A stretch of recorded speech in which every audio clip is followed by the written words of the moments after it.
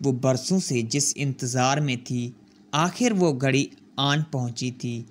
آج وہ حماد کی باہوں میں موجود تھی۔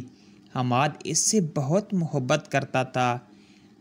آج ایک مرد کے مضبوط بازو اس کو ایک قلعے کی طرح آثار میں لیے ہوئے تھے۔ میں نے اس رات کا برسوں انتظار کیا ہے زینت، اب میں چاہتے ہوئے بھی تم سے دور نہیں رہ سکتا۔ حماد نے زینت کو اپنی باہوں میں جکڑ رکھا تھا۔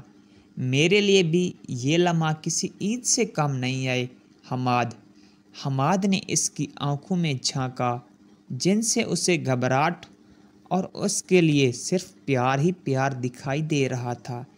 کافی دیر آنکھوں کی تکرار کے بعد اس نے زینت کے ماتھے کو چومتے ہوئے اس کے نازک ہونٹوں کو اپنے ہونٹوں کی لپیٹ میں لیا۔ حماد نے زینت کے ہاتھ اپنے ہاتھوں میں لے لیے اور اس کی گردن پر بوسہ لینے ہی لگا تھا کہ اچانک زینت کی طرف دیکھنے لگا۔ زینت کو حماد کی آنکھوں میں کئی سوالات نظر آ رہے تھے۔ زینت، یہ تمہاری گردن پر کیا ہوا؟ یہ کوئی پرانا زخم ہے؟ حماد کا یہ سوال سنتے زینت کے ذہن میں جھمکا سا ہوا اور ماضی کے دردناک واقعات نے اسے گھیر لیا، اور اب وہ ماضی میں پہنچ چکی تھی۔ شوکت صاحب، کل مجھے آپ کی یونیورسٹی میں ایک لیکچر کے لیے جانا ہے، تو مجھے آپ سے اجازت چاہیے تھی۔ مس میروی شوکت صاحب سے پوچھ رہی تھی، اور وہ دونوں شوکت صاحب کے پرائیویٹ گیسٹ ہاؤس کے کمرے میں ایک ہی بیڈ پر لیٹے ہوئے تھے۔ شوکت صاحب بہت بڑی خیراتی یونیورسٹی کے وائس چانسلر اور مالک تھی، اور یہ یونیورسٹی بہت سی NGOs کے فنڈز کی مدد سے چلتی تھی، اور یہاں صرف عورتوں کو ہی تعلیم دی جاتی تھی، کیونکہ بقول NGOs کے پاکستان میں عورتوں کے حقوق بہت پامال ہو رہے ہیں، تو اس کے لیے انہوں نے وہ یونیورسٹی قائم کی تھی۔ وہ ادارہ آپ کا ہی ہے۔ آپ کو ہم سے میروی کے ہونٹوں پر بوسہ لیا۔ ہم سے پوچھنے کی کیا ضرورت ہے؟ یہی عادتیں تو آپ کی ہمیں پسند ہیں۔ میروی نے اس کے برنا سینے پر دانتوں تلے ہونٹ دباتے ہوئے ہاتھ پھیرا۔ ویسے کیا لینے جانا ہے؟ پچھلے ہفتے ہی تو آپ کا وزٹ رکھا ہے۔ اس دفعہ وہ میروی پر قابض ہو چکے تھے۔ برین واشنگ بھی تو کرنی ہے نا، اور جو پیسے میں بانٹتی تمہاری یونیورسٹی میں، اس کی ایک پائی کا مجھے حساب دینا پڑتا ہے، اور تم جیسے لوگوں کے لیے بھی تو لڑکیاں نکالنی ہیں۔ مجھے تو اپنی عمر کے لوگوں سے بڑھنا پسند ہے، جیسے کہ تم، اور اب بس بہت ہو گئی باتیں، اب ذرا مجھے بھی کچھ کر لینے دو۔ یہ سنتے ہی میروی نے زوردار قہقہ لگایا اور شالٹ کھول کر پھینک دی، اور شوکت صاحب جذبات کے سمندر میں بہہ گئے۔ ہال میں سب لوگ جمع تھے۔ پورے ہال میں پاؤں رکھنے تک کوئی جگہ نہیں تھی۔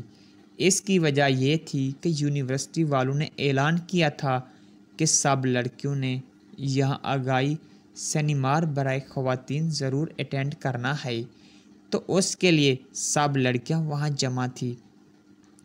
تھوڑی دیر بعد سیمینار شروع ہوا، اور مس میروی نیلے رنگ کی ساڑی پہنے، جس میں ان کی کمر صاف نظر آ رہی تھی، روسٹر پر آ کھڑی ہوئی۔ آپ سب کو یہاں ایک دفعہ پھر سے ذمت دینے کے لیے معذرت چاہتی ہوں۔ آپ لوگوں کو ایک بات بتانا چاہتی ہوں کہ لڑکیاں، عورتیں کچھ بھی کر سکتی ہیں۔ جب مردوں کو اپنی مرضی کے حساب سے سب کرنے کا حق ہے، تو کیوں لڑکیوں کو دبا کر رکھا جاتا ہے؟ شادی سے پہلے بھائی اور باپ کی ضرورت میں ہمارے سروں پر جلاد کھڑے کر دیے جاتے ہیں۔ ہاں، آپ نے صحیح سنا، جلاد نہیں تو اور کیا ہیں۔ گھر سے نکلنے پر پابندی لگاتے ہیں، موبائل استعمال کرنے پر پابندی، اور سانس لینے کی بھی اجازت باپ اور بھائی سے لینی چاہیے، اور شادی کے بعد آ جاتی ہے باری شوہر کی۔ جس کو سوائے بچے پیدا کرنے کے اور کچھ نہیں چاہیے، اور جو عورت کو اپنا بستر گرم کرنے کا ایک آلہ سمجھتا ہے اور عورت کے جسم کو جنگ کا میدان سمجھتا ہے کہ جب چاہے وہ ویشوں کی طرح ٹوٹ پڑے۔ میرا مذہب ہے تو مرضی بھی میری ہی چلے گی۔ کوئی مجھے دباؤ نہیں ڈالے گا کہ میں حجاب کروں۔ تم سب کا اپنا جسم ہے، اپنی مرضی کرو۔ اور اگر کوئی باپ، بھائی، شوہر اور یہاں تک کہ بیٹا بھی آپ کے خلاف ہوتا ہے تو ہماری NGO آپ کے شانہ بشانہ کھڑی ہوگی۔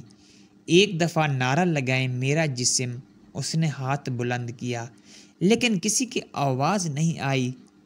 کم آن، ڈریے مت، میرا جسم حال میں صرف سناٹا تھا۔ میروی نے جب یہ دیکھا تو پہلی قطار میں موجود کچھ لڑکیوں کو اشارہ کیا۔ پھر میرا جسم، میری مرضی، ان لڑکیوں نے کھڑے ہو کر کہا، اور دیکھتے ہی دیکھتے پورا ہال اس نعرے سے گونج اٹھا۔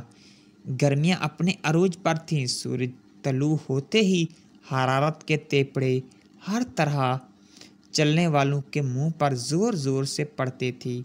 یونیورسٹی میں بھی آج رزلٹ کا دن تھا۔ سب لوگ پرجوش تھے سوائے تحریم کے، جس کا آخری پیپر اچھا نہ ہوا تھا کیونکہ اس کے والد کی طبیعت خراب ہو گئی تھی، جس کی وجہ سے وہ تیاری نہیں کر سکی تھی۔ تحریم ہر وقت حجاب میں رہتی تھی۔ کلاس میں اس کی صرف 3 دوست لڑکیاں تھیں، زینت، زرینہ اور باقی کتابیں۔ زرینہ اور تحریم میں ہمیشہ ہی سے اول آنے کا مقابلہ ہوتا تھا۔ آج ان کے آخری سیمیسٹر کا رزلٹ آنا تھا، اس کے لیے آج کے بعد شاید ہی کبھی وہ کلاس کی اس رونق کو پھر سے محسوس کر پائیں۔ تحریم کو نوکری کی شدید ضرورت تھی کیونکہ اس کے والدین کی وہ اکلوتی اولاد تھی، اور باپ کی بیماری کے بعد سارا بوجھ اس کے سر پر تھا۔ اس لیے وہ لازم طور پر اسی سال نوکری لینا چاہتی تھی۔ دوسری طرف جو زینت تھی، اس کے ہونے والے سسرال نے کہا تھا کہ اگر پاس ہوئی تو ہی بیاہ کر لے جائیں گے، ورنہ نہیں۔ اور زینت جو تھی وہ اپنی مستی میں ہی رہتی تھی اور پڑھنے کی طرف اتنا دھیان نہ دیتی تھی۔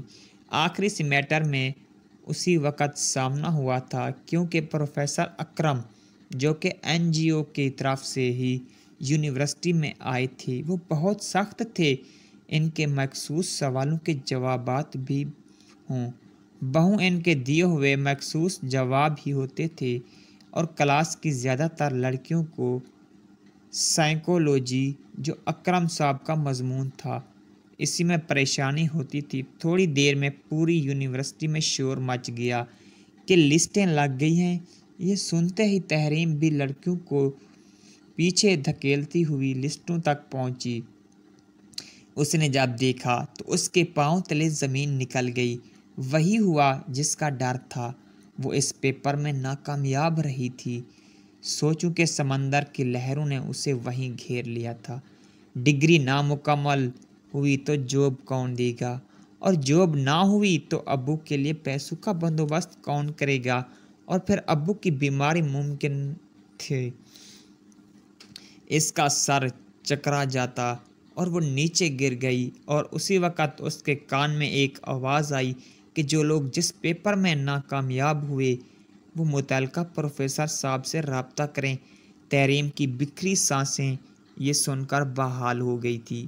پروفیسر اکرم صاحب کے کمرے کے پاس پہنچی تو وہاں لڑکیوں کا ایک جم غفیر تھا۔ وہیں اسے زینت بھی نظر آئی۔ زینت، تم یہاں؟ تحریم نے اس کے پاس جا کر پوچھا۔ یار، میں بھی اسی پیپر میں فیل ہو گئی ہوں، اب پتہ نہیں کیا ہوگا۔ ابو امی میری شادی کو لے کر بہت پریشان ہیں، میں کیا کروں؟ مجھے کچھ سمجھ نہیں آ رہا۔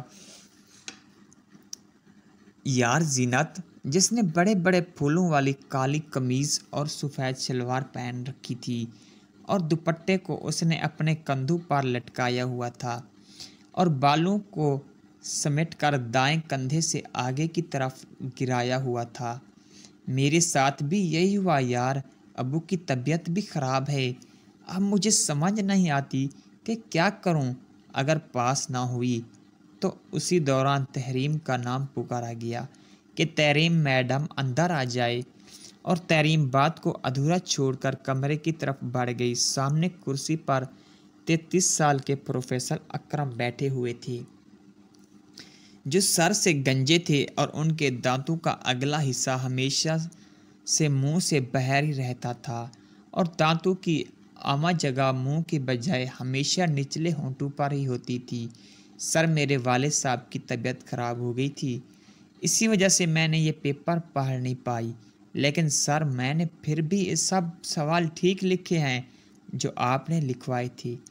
الفاظ ویسے نہیں ہیں لیکن بات وہی ہے۔